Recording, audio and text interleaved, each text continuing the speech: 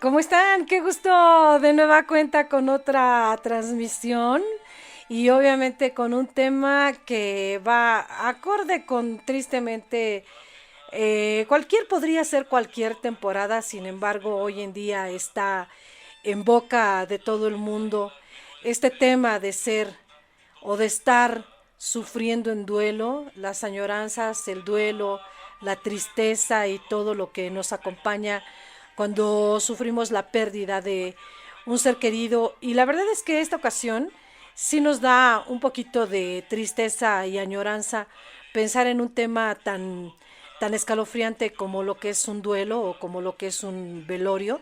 Sin embargo, tomamos el tema porque pocas personas saben lo que es el término de las plañideras. ¿Tú sabes lo que es una plañidera?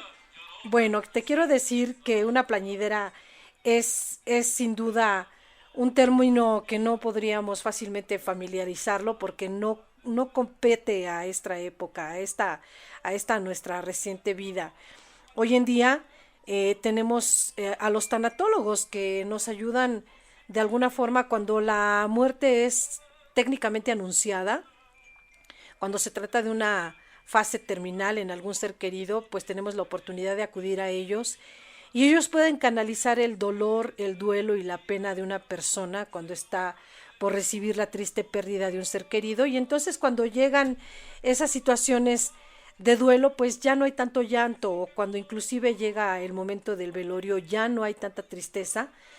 Y eso, bueno, definitivamente ayuda muchísimo, porque hay gente que pues cae devastada cuando se trata de una fuerte pérdida.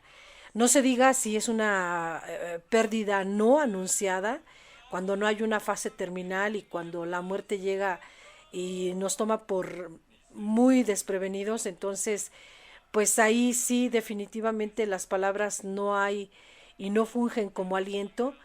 Y sin embargo hay gente que tampoco sabe manifestar su dolor y, y a pesar de que se están consumiendo por dentro, definitivamente tampoco saben cómo sacarlo, cómo lidiar con ello. Eh, llorar, eh, llorar agónicamente podría ser el desahogo contundente. El desbordarnos en llanto podría liberar esa pena o tal vez ahogarnos más en ella. Bueno, pues te platico todo esto porque en el tema de hoy, que son las plañideras, había personas que fungían en nuestros tiempos ancestrales, se dedicaban precisamente a eso, a llorar en los funerales, a llorar en los velorios, a llorar, obviamente, cuando una persona moría. Y es interesante el tema porque quiero decirte que no viene solo de México, es un tema que acompaña al mundo, no es nuevo. En algunos países este tema de llorar en los velorios definitivamente era parte de un ritual consagradísimo, como en Egipto. Los egipcios tenían este ritual de las plañideras y realmente, pues sí, sin duda era porque era algo que le daba fuerza y vigor a la presencia de la persona que estaba muriendo. Es decir, en Egipto solían asistir estas plañideras en grupo y de hecho eran grupos bastante grandes. Les llamaban las Yerit, sí, las Yerit con Y. Esas mujeres transmitían el oficio de madre a hijas. Eran mujeres que se presentaban en los velorios estrictamente a manifestar un duelo bastante efusivo, porque de hecho en las imágenes que se han recuperado de antaño, estas mujeres dejaban su melena larga y negra exclusivamente para presentarse a los funerales, a los velorios, y levantaban sus brazos en alto, haciendo ver que despedían al difunto. Era un signo de sufrimiento. La diferencia en esa época era que las llamadas Yerit, que eran las lloronas de los velorios, no utilizaban lo que ahora se utiliza, que son los vestidos negros, y que por muchísimos años fueron el atuendo de todos los velorios, y que de hecho inclusive en velorios muy recientes, sobre todo en las grandes esferas, es muy importante todavía que la gente vaya vestida de negro. vestida de negro, acompañados algunos con sombreros y con gafas negras. Podemos recordar funerales de los 50 de personalidades aquí en México como Pedro Infante o como Mario Moreno, que fueron personajes que se fueron y que toda la gente que los acompañó tanto en su velorio como en su sepultura iban estrictamente con la ropa, el vestuario muy formal. La gente iba vestida de traje y corbata con saco de negro, y las mujeres iban inclusive con velo o sombrero y hasta con el rostro cubierto y obviamente con con lente oscuro. Ahora que los lentes, bueno, ya sabemos que ya es una especie de simbolismo para también cubrir un poco el rostro de las mujeres. Anteriormente las plañideras utilizaban pues rebozos simples, sobre todo dependiendo de la cultura.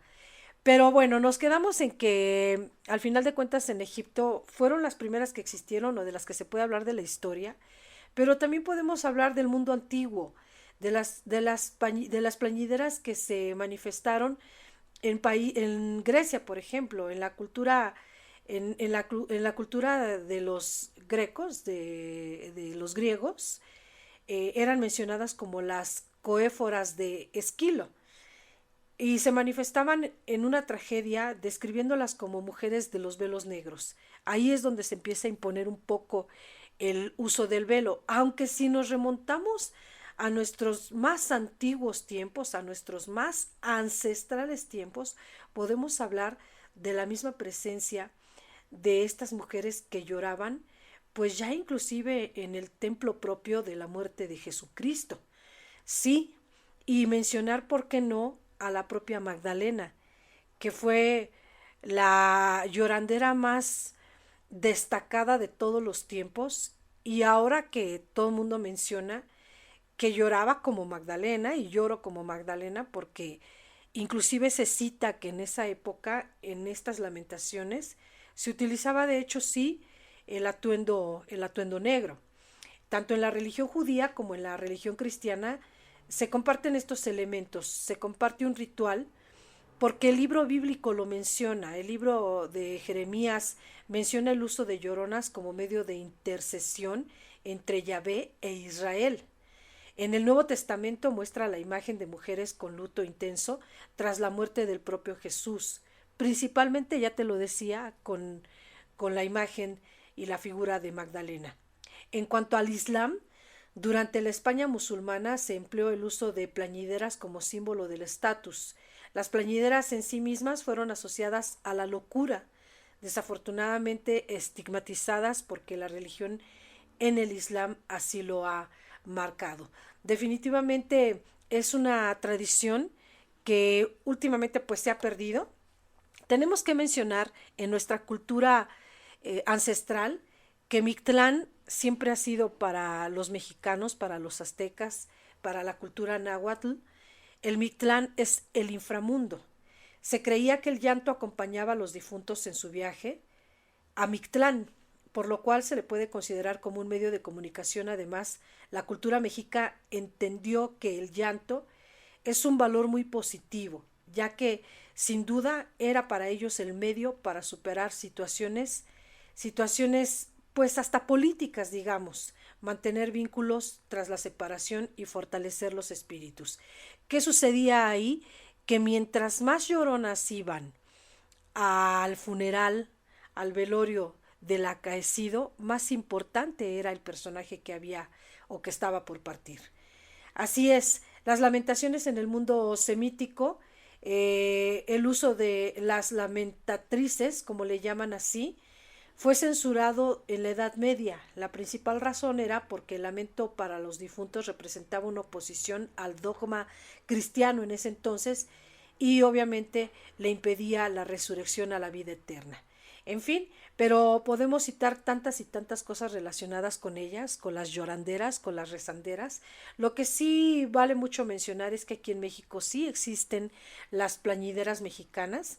Yo quiero pensar inclusive que cuando tú eras pequeño o pequeña como yo, de pronto ibas a un velorio y encontrabas gente que estaba llorando de una forma desaforada y y era un llanto incesante, pero tenían que hacerlo de una forma totalmente actoral, es decir, no había que sobreponerse a una actuación. Ellas tenían que llegar llorando y partir llorando.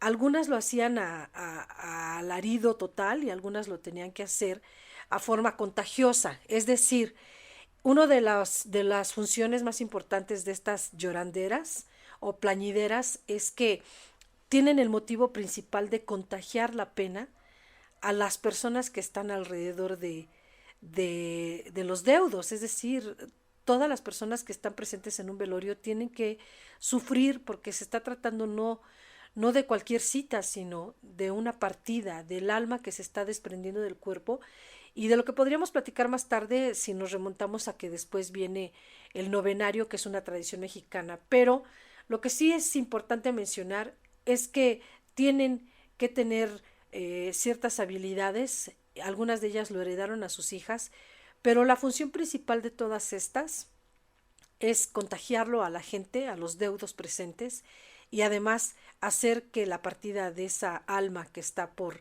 desprenderse del cuerpo tenga un camino, y el llanto es en cierta forma un honor. En la mayoría de los casos, el empleo de las plañideras tenían por objetivo reforzar la reputación del difunto. Algunas de ellas fungían como rezadoras y acompañantes de los deudos. Y ahí la importancia de estos personajes, porque hoy en día en muy pocos lugares, en México es una tradición, sin embargo, vaya la cantidad de tiempo que ha sucedido, muy pocos comprenden lo que es la importancia de rezarle un rosario a la persona que está desprendiendo su cuerpo de su alma, y no lo hacen porque ya no hay quien elabore este tipo de oraciones o de rezos mientras parte una persona, e inclusive ya se vuelven reuniones totalmente atípicas porque al final de cuentas empiezan a platicar de sus actividades, sobre todo si fue una muerte anunciada, y la gente ya está tan mecánicamente anunciada que no toman el llanto como dolor, algunos de ellos tratan hasta de disimularlo. En fin, los dolientes profundizarán el dolor y por eso es que buscan que un lamento sea sincero. Es una tradición que tristemente se ha perdido, pero nosotros buscando un poquito en las redes encontramos que realmente sí ha habido simplemente personas que tienen testimonio, y hay pueblos en México en donde todavía se les ve en algunos lugares. Bueno, hay que decir que hay que buscarlas porque ellas buscarán la forma de ser poco evidentes. Es decir, hay mujeres que todavía siguen prestando su servicio, como hasta hace pocos años en el pueblo de San Nicolás Tetelco, también conocido como La Conchita en Milpalta, existían dos mujeres, hasta hace poco se veían, que pudieron dar su testimonio. Una de ellas era de nombre Flora y la otra era Josefina.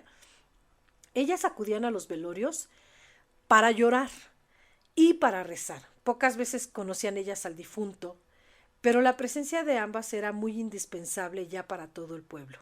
Inclusive ya el pueblo sabía que ellas se dedicaban a llorar mediante un pago, pero era indispensable para todos los pobladores sentirlas y saber de su presencia, porque era la forma en la que tenía fuerza el velorio que no tenía la presencia de las lloranderas, pues era una persona que tal vez no había tenido muchísima importancia o simplemente su muerte no había valido tanto como para que lloraran las mismas rezanderas o lloranderas.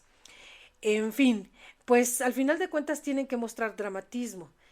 En una de las entrevistas que se le hizo a una de las sobrinas de estas mujeres, ella comenta, era cuestión de respeto, era cuestión de acompañar al difunto y a la familia, no era cuestión de hacer teatro, era una forma extra para ganar dinero y de una forma totalmente digna.